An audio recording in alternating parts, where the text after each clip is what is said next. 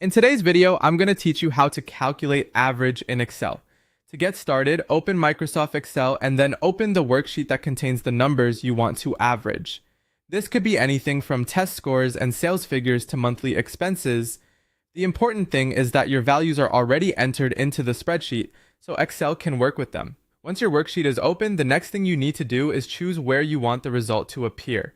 Click on any empty cell where you'd like Excel to display the average. It's usually best to pick a cell near your data so the result is easy to find later, but you can place it wherever it makes the most sense for your sheet. Now you're ready to enter the formula. In the empty result cell, type equals average, followed by an opening parenthesis. After that, select the range of cells that contains the numbers you want to include. Then close the parenthesis. For example, if your numbers are in cells A2 through A10, your formula would look like equals average, open parenthesis, A2 colon A10, close parenthesis. You can also type the full formula directly if you already know the range, such as equals average, open parenthesis, B2 colon B